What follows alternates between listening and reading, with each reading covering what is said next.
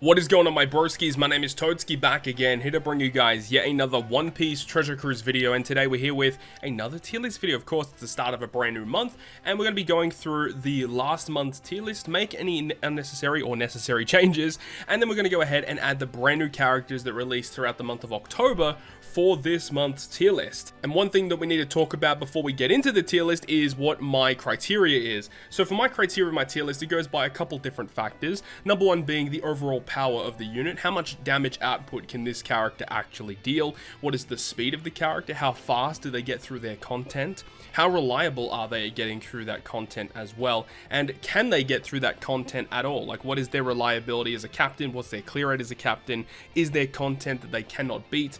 And what is their usability and versatility? Can they be injected into teams that, you typically wouldn't put that type of unit on, just due to the fact that that character is very good? And that is definitely going to give that character more points and credence over other characters in my personal tier list. And one thing just to say off the bat that is a little bit different already from last month's tier list is that the versus characters are now combined into one unit, just to reduce the amount of cluttering that's going to be on this tier list. And that's the sole reason for it. I mean, maybe later on down the track, if it does get a bit more convoluted, we may go ahead and split them up. But at the moment, I am going to be keeping the versus units together. And that's the way that we're going to go ahead and do it, okay? So let's go ahead and see what we have here. Let's start things off at the bottom tier. Anything here that is necessary, that needs to be changed? Nah, I think the bottom tier is fine. As for tier 4, let's have a look here. Komurasaki, honestly, Komurasaki I did use a little bit throughout this month, and I did actually find her to be pretty good. I'm definitely going to be bumping her up. Now, the question is where is she going to go? I think she's definitely just better than Onami Special is a lot better, though. Yeah, I think that's a fair positioning for Komurasaki. I think Pudding is fine. Nami Robin, I did actually use a little bit this month as well. I think they're a little bit better than Komurasaki in terms of usability. Actually, you know what? Probably not. Komurasaki has a worse special than Nami Robin, but Komurasaki, in my opinion, has a better captain effect than Nami Robin. My opinion, of course, it is what it is. Let's see what else we have here. I think Nami probably should get bumped up a little bit. Bato Cavendish isn't that good. They're fine. They're okay. And the rest of these characters I'm pretty okay with. And then we got tier 3 here. I think Lucy's better than Kid. I think Halloween Ace is better than Kid. I think Katakuri's better than Kid. I think Carrot is better than Kid. I think that's about right. I think you're better than Sabo. I did use Whitebeard a little bit throughout the month. I mean, he's driven. He's a driven captain. Driven's pretty good. You can't disregard that. Okay, I'm pretty okay with all of that. I mean, Katakuri could possibly get bumped down, but he's okay where he is. Let's go into tier 2. Let's have a look here. I think Mihawk Perona is the best character in this tier, for sure. Zora's fine, NL's fine. Yeah, I'm pretty okay. I think probably this character gets bumped up a little bit. Obviously, this character is only a Cerebral and a Striker Orb and Attack Booster, but this unit is very good. This unit is very, very good to have. Like, there's already other good Luffy and Laws that you'd probably put on your team comparatively over Luffy Law dual unit. Whereas with Vivi Rebecca, like, there aren't that many good Rebecca and Vivi characters that you would typically put on your team. I think this is a pretty good choice here. Katakuri's okay. I mean, the unfortunate thing about him is about his restrictions. His restrictions are really, really bad. Blackbeard's Blackbeard, and Snake Man is still somewhat usable. Now, moving on to tier 1. Now, first things first, Luffy is definitely worse than Super Type Kaido. Super Type Kaido is ridiculous. The thing is, I don't know what I want to put in tier 0 yet. I think I might have to put all the characters on the tier list first, and then determine where I want to put the characters in tier 0. I'm not too sure if Mori is going to stay in top 5. We'll have to have a little bit of a think about that one. Let's have a look here. I think Kid is definitely a better unit overall than Super Type Kaido, but Super Type Kaido I think is better than Luffy. Fire Tank I saw a lot of people say that they think that Fire Tank should be in tier 0. I guess we can, at the moment, we can leave him in tier 0. But I think he actually kind of deserves it. Of course, this is one of the characters that I don't own, so I don't know how good he is, but a lot of people love this unit. You got the Wano Law and also the Snake Man, I still think are fantastic units. I mean, F2 Shirahoshi Manchiro, one of my favorite units in the game. Vivi Rebecca is still solid. Sugar, and then Luffy Sanji. I really am not a big fan of Luffy Sanji. I mean, they can do a lot of good things, but this is more of a... This is probably like a personal bias thing here. I'm not a big fan of Luffy Sanji. I'm not a big fan of Sanji Pudding either. I actually do prefer Odin over both of those characters for sure. Marco is definitely worse comparatively to Mihawk and Law. Last month, I wasn't 100% sure where I want to place him, but after seeing community feedback about Mako in general in Discord servers and stuff, and just about how good, like, we already know Law and Mihawk are, I just think in general, they do seem to be better units than Mako. But is Mako better than Bonnie? I don't know that, but I do like Bonnie. I think Bonnie is a very, very good legend. And then Sober Mask, he is very good for especially King that just released this month as well. I think I will leave him in this tier, but he could be buffed down to the top of tier 2. His captain ability is very bad, in my opinion. I'm not a big fan of his captain effect at all. But I guess for now, he can stay at like the bottom of tier 1, but still a ridiculously useful unit to have. And then we've got tier 0. I think the order of these characters is relatively fine. You could probably swap and change Kaido Big Mom and Shanks crew. I think those two are very, very good units. And then you've got top 5. The top 5 best legends in the game. Now, I'm going to touch the top 5 once we get all of the characters into the tier list, and then we can kind of determine that. So let's go ahead and start things off with the first character here, which is going to be Mugiwara 56 Sanji. Now, I don't think it's a surprise to anybody that I do definitely think he deserves tier 1. The fact that he boosts Psy, which is probably the best color, or if not, the second best color in the game. He also boosts Free Spirit, which is one of, if not the best class in the game, and he also boosts Fighter, which is not the best, but still, boosting Psy and Free Spirit is fantastic. The unit's special ability, though, is a bit of a weird one, I must admit, and he is aiming to be a speed farming captain, so that's interesting at least. Where would I want to put him, though? I did use him in a little bit of content, and I found him to be actually really good. The hybrid style stuff that you're able to do with him, he works very well with Germa 66, which just released with their Super Evolution, which we'll talk about in a moment too. I think that this character is around this tier here. Like, I would still rather use Snake Man or Wano Law as a captain over Sanji in certain circumstances. The fact that Wano Law is so good defensively, and that special ability can basically be put on any team to give you, like, a huge damage buff, that's so valuable. Whereas with Sanji, yeah, you can still put it on a lot of teams, but he still only boosts Psy, Fighter, and Free Spirit at the end of the day. So you do have that to look out for. Snake Man also being a rainbow unit with his special ability is fantastic. The captain effect is a bit hit or miss for sure. I definitely agree there. But the specials, I feel, are a little bit more powerful over Sanji's. That's just my opinion anyway. But remember, he's a Sanji unit. He gets access to a couple of good supports at least. He gets access to really good ships. I think this position right here at the moment is a pretty decent tier. I don't think that Luffy Sanji is a better unit over this character. I think Luffy Sanji probably can do more in terms of clear rate over Sanji, or at least they might have a little bit more of an easier time than Sanji. But I found Sanji to be way more of a fun character to use, and that I just think that in this position here, I'm relatively comfortable with that. We can have a look at Germa 66 with their Super Evolution. Now, I have removed them from this tier list here. They previously were in tier 1, and they are definitely going to be in here again. Now, honestly, I think this character is, like, really, really good. I almost want to put him here, but the thing is, Wano Law being a rainbow special, whereas Germa is only for Psy units with his Orb Boost, and when he switches into the captain, he only gives Psy characters those big attack boosts. So I do think that it makes sense that he's probably not the best in tier 1 because of his somewhat restriction. Like, he only is boosting one color at the end of the day. But what he does is ridiculous. What they gave to him with his Super Evolution is basically all he needed. I mean, if they really wanted to go crazy, it would have been nuts if they made him boost Psy, Driven, and Powerhouse.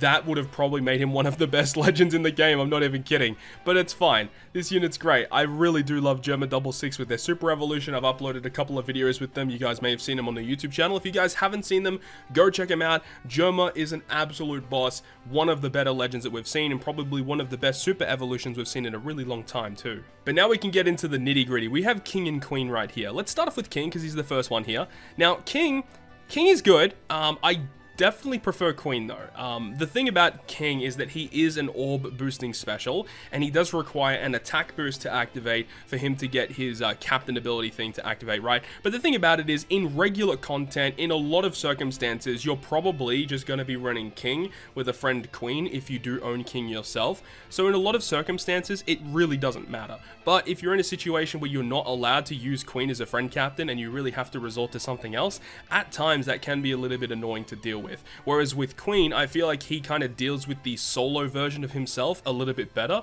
than what King is able to do. Plus, the thing is with King specifically, yeah, we already established that he's an orb booster, and his super type special is the only way to generate slots, but the fact that he is an orb booster means that you really have to get slots. Whereas with Queen, he's an attack booster. Even if you get neutral slots, you're going to be hitting ridiculously hard. You don't get the same thing with King here, unless if you find ways to get matching slots. He does increase the chances of matching slots appearing for, well, he doesn't really increase the chance of matching slots appearing. He kind of pseudo does, because he does make quick and int beneficial to to powerhouse and also for driven characters. But that's the thing, right, is that he's also a powerhouse and a driven captain, a powerhouse and a driven orb booster. That's never going to be a bad thing. He's also a chain booster after one turn has passed with the clock buff. King is still very, very good for all of those reasons that we've touched upon, and plus how many good driven and powerhouse characters are up in here.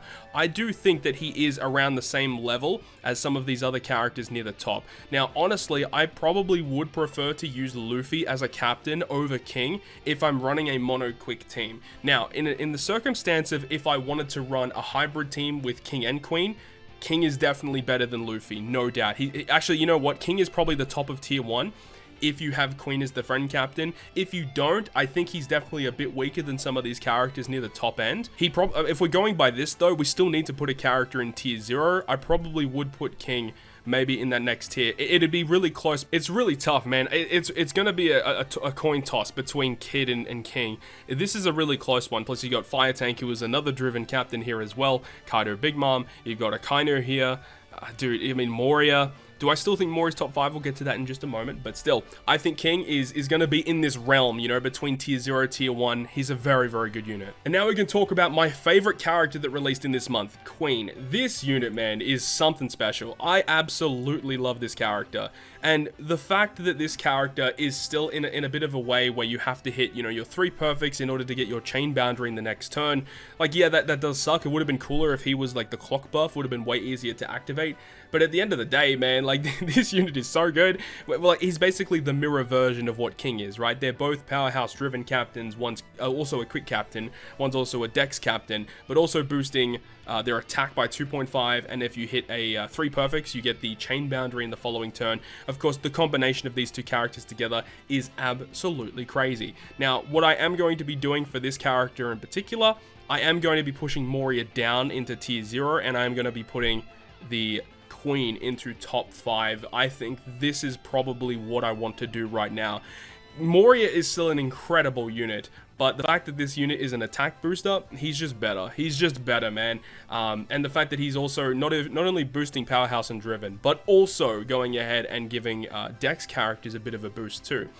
Which is why I wanted to talk about Nami Robin a little bit earlier on in the video. Nami Robin is such a good unit for Queen. Now, you guys might not have seen the Garp challenge video that I uploaded, but essentially, like, I used Nami Robin really early on in the fight, and, you know, they've got a relatively decent cooldown. I think it's like, what, 13 turns or something? Mine is not expanded, by the way. And, you know, it's a relatively high cooldown, but, you know, the fact that Queen's able to activate his special with his captain effect activation multiple times per quest, you can get your cooldowns done so fast, just activating it continuously over and over again. You just get so many cooldowns. So no matter what, even if you've got a character that has a relatively higher cooldown, in a lot of cases, you're able to get that to activate, though, you know, caveat to that, the rare recruits that release along with these guys are terrible, even with their high cooldowns, because they don't have that usability or versatility to be injected into other teams. They're kind of like, you know, if you're using with King and Queen, yeah, they're somewhat usable, but their cooldowns are still even too high, despite the fact that King and Queen can launch their specials multiple times per quest. It's ridiculous, but still, I think Queen is probably top 5 best unit in the game. At least that's in my opinion. But now we need to kind of have a look at tier 0. I want to restrict this to 5 characters, and I think we honestly may need to push some characters out. I think that may be what we will have to do. I may do that between now and the next tier list video. But where do I want to put the characters in the tier 0 listing? We got Moria. I think Moria and Law are relatively close to power level. I think Law probably is a little bit stronger if you really think about it, because, you know, Moria boosts powerhouse and driven, which is good. Law boosts cerebral and slasher. If you think about it, powerhouse and driven is a better combination than Slasher and Cerebral, but he also boosts Dex. There's a lot of variety there. Plus, he's a lore character, gets access to some pretty decent supports, and his special ability is pretty redonkulous. So I think at this point, like, these characters, you can interchange them. They're pretty close in terms of where they are in terms of my own personal rankings. But then you got Kaido Big Mom. Like, a lot of people clown on Kaido Big Mom being like the worst versus unit. I still think this unit is ridiculous, and if you think they're bad, then you're just wrong, because this character is not a bad unit. This character is ridiculous still. Then you got Shanks Crew. We all know how good he is, and then Fire Tank. Now, look, Fire Tank is a character that I don't personally own, so I don't even really feel comfortable leaving this character in tier 0. If I eventually pull this unit and play around with him a bit more, I may obviously change my opinion. But as for right now, I'm going to leave him a little bit lower, because, as I said, I don't own the unit. I'm not really too sure where I'd personally rank them. But then you got Kid, and you've also got King. Now, remember, both of these characters are driven captains. You got Kid, who's boosting Striker. This guy's boosting Powerhouse, and then he boosts Strength, he boosts Quick. I don't know where I'd put, who would I put higher? I think Kid probably is a bit better, if you really think about it. But then again, you could technically hybrid these characters in a driven team. That's actually a really, really good combination, actually. Kid on first activation is an attack booster. King likes the attack boost, of course. So at this point, I think I'm going to do this. This is probably how I feel at the moment for these characters. I do think that Kid might have just the edge, the slight edge over King. I think King is better than Super Type Kaido, because Super Type Kaido is like, yeah, he's a cool, but you know, under normal attacks only and under full immunity, he's just a beat stick, so it doesn't really help too much there, unfortunately. But I do like the synergy that he has with some of these other really powerful units in the game. I still feel comfortable with the top 5 though. Like, Roger is still #1 in my eyes. I think Ace versus Akainu, especially if you now counter the fact that that Ace is in this unit as well, because previously we split them up. Yeah, this character is easily second best unit in the game. Then you've got Ace and Sabo, who are still a phenomenal unit. They see lots of play. Rainbow Captains, specifically though for Shooter and Free Spirit with their Orb boost. I think Wanks is fantastic. I really hope I get this unit soon, but I like just everything on paper. You know, initially when this character first released, a lot of people clowned him being such a terrible unit, but I mean, after you use him just as a friend captain, and you already see the power that this unit can have.